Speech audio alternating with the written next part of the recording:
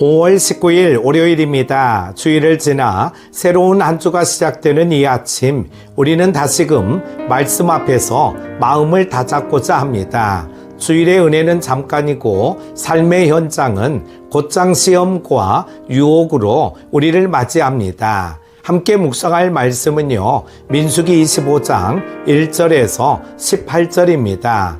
이스라엘이 시딤에 머물러 있더니 그 백성이 모압 여자들과 음행하기를 시작하니라.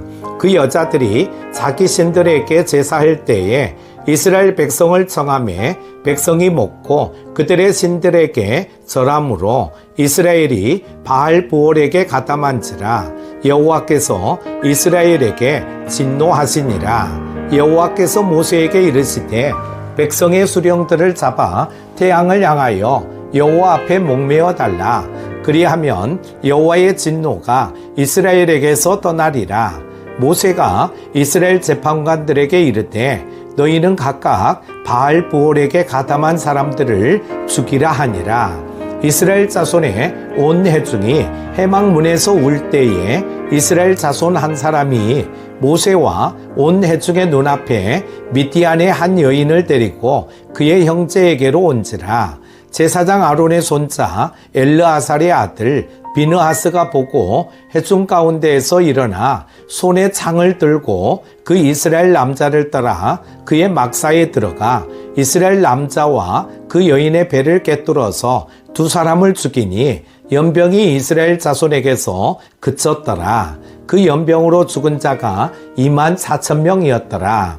여호와께서 모세에게 말씀하여 이르시되 제사장 아론의 손자 엘르아살의 아들 비느하스가 내 질투심으로 질투하여 이스라엘 자손 중에서 내 노를 돌이켜서 내 질투심으로 그들을 소멸하지 않게 하였도다. 그러므로 말하라. 내가 그에게 내 평화의 언약을 주리니 그와 그의 후손에게 영원한 제사장 직분의 언약이라. 그가 그의 하나님을 위하여 질투하여 이스라엘 자손을 속죄하였음이니라. 죽임을 당한 이스라엘 남자 곧 미디안 여인과 함께 죽임을 당한 자의 이름은 시므리니 살루의 아들이요 시므온인의 조상의 가문 중 한 지도자이며 죽임을 당한 미디안 여인의 이름은 고스비이니 수루의 딸이라. 수루는 미디안 백성의 한 조상의 가문의 수령이었더라. 여호와께서 모세에게 말씀하여 이르시되 미디안인들을 대적하여 그들을 치라. 이는 그들이 속임수로 너희를 대적하되 부올의 일과 미디안 지휘관의 딸 곧 부올의 일로 연병이 일어난 일에 죽임을 당한 그들의 자매 고스비의 사건으로 너희를 유혹하였음이니라. 아멘. 오늘 우리가 함께 묵상할 민수기 25장은 복받은 하나님의 백성이 어떻게 한순간에 무너졌는지를 보여주는 말씀입니다. 24장에서는 하나님께서 발람의 입술을 통해 3번이나 이스라엘을 축복하셨습니다. 그러나 오늘 본문에서 그 이스라엘이 음행과 우상숭배로 인해 하루 만에 24,000명이 죽는 참혹한 심판을 받습니다. 왜 이런 일이 벌어졌습니까? 거룩함을 잃었기 때문입니다. 은혜를 받고도 삶이 느슨해질 때, 영적 경계심을 놓을 때 마귀는 가장 교묘한 방법으로 우리를 무너뜨리려 합니다. 오늘 이 아침 하나님은 우리에게 경고하십니다. 축복받았다고 방심하지 마라. 은혜를 받았다고 해서 다 끝난 게 아니다. 거룩함을 지켜야 한다. 이 말씀 앞에서 우리 자신을 깊이 돌아보는 시간이 되기를 소망합니다. 첫 번째로 시험은 언제나 가장 약한 부분으로 들어옵니다. 이스라엘이 시딤에 머물러 있더니 그 백성이 모압 여자들과 음행하기를 시작하니라. 1절 말씀입니다. 여러분, 발락은 발람을 통해 저주의 예언을 시도했지만 실패했습니다. 하나님께서 직접 막으셨기 때문입니다. 그러자 이제 사탄은 다른 방법을 씁니다. 무력으로 안 되니까 타협과 유혹을 선택합니다. 모압 여인들은 이스라엘 남자들을 유혹하여 음행하게 했고 그 관계 속에서 바알 부올이라는 이방인의 제사에 참여하게 합니다. 이것은 단순한 성적 유혹이 아니라 영적 배신이었습니다. 하나님의 백성이 하나님의 이름을 부르지 않고 이방신 바알의 제사에 참여한 것입니다. 오늘 우리도 경계해야 합니다. 시험은 우리의 약점을 노리고 들어옵니다. 신앙은 좋아 보이지만 감정에 약하고 열심은 있지만 쾌락과 유혹 앞에 흔들린다면 그 틈을 사단이 사용합니다. 거룩은 단순한 경건한 느낌이 아닙니다. 하나님 앞에서 마음과 몸과 삶의 질서를 유지하는 것입니다. 한순간의 타협이 우리의 영적 미래를 무너뜨릴 수 있습니다. 두 번째는 거룩을 지키기 위해서는 결단이 필요하다는 것입니다. 하나님은 모세에게 명령하십니다. 백성의 수령들을 잡아 태양 앞에서 여호와께 목매어 달라.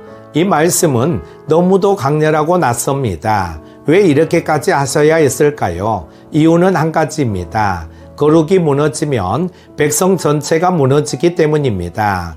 한 사람의 범죄는 공동체 전체를 오염시켰고 이제 하나님은 그 죄를 완전히 끊어내기를 원하십니다. 이때 한 사람이 등장합니다.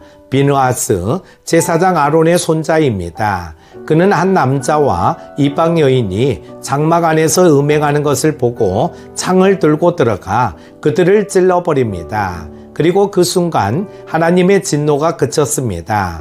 이 사건은 우리에게 분명하게 말씀합니다. 죄와 타협하지 말고 과감히 끊어내라. 그것이 어떤 관계든 습관이든 생각이든 내 안에 하나님과 멀어지게 하는 것이 있다면 지체하지 말고 제거하라는 것입니다.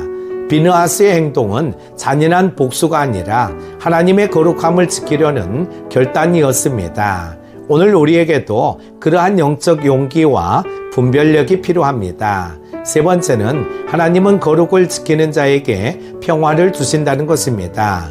하나님은 비느하스의 행동을 이렇게 평가하십니다. 그가 나의 질투심으로 질투하여 내 질투심으로 이스라엘 자손 중에서 내 노를 돌이켰도다. 그리고 12절에서 말씀하십니다. 내가 그에게 내 평화의 언약을 주노라. 얼마나 감동적인 말씀입니까? 무서운 하나님의 진노 한가운데에서 단 한 사람이 거룩을 붙들었을 때 하나님은 그에게 평화의 언약, 곧 샬롬을 약속하셨습니다. 여러분, 오늘도 하나님은 이 세상 가운데 자신의 거룩함을 지키는 자를 찾으십니다. 말씀을 붙들고 세상의 흐름을 거슬러 살아가는 사람, 예배를 포기하지 않고 죄를 정당화하지 않으며 작은 죄라도 두려워하는 사람, 그 한 사람을 통해 가정이 살아나고 교회가 보호받고 민족과 나라가 살게 됩니다. 사랑하는 큐티 가족 여러분, 오늘 본문은 말합니다. 하나님의 복은 자동으로 유지되지 않습니다. 복은 거룩함 위에 머무릅니다. 거룩이 무너지면 아무리 많은 축복을 받아도 그 은혜는 금세 사라지고 말 것입니다. 오늘 우리에게 유혹은 있습니다. 내 눈앞에 모압 여인이 있고 바알보올의 제사장이 차려질 수 있습니다. 그러나 주님은 묻고 계십니다. 너는 거룩함을 선택할 것이냐, 편안함을 선택할 것이냐? 이 아침 다시 결단합시다. 주님, 저는 거룩을 선택하겠습니다. 눈물을 흘리더라도 좁은 길일지라도 주의 기쁨 되는 인생을 살겠습니다. 거룩을 잃으면 무너집니다. 그러나 거룩을 지키면 하나님이 싸우십니다. 오늘도 거룩을 선택하는 하루 되시기를 축복합니다. 기도합니다.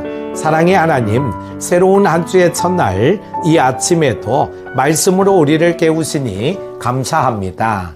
민수기 25장의 말씀처럼 하나님의 백성이라도 거룩을 잃으면 무너질 수 있음을 기억하게 하소서.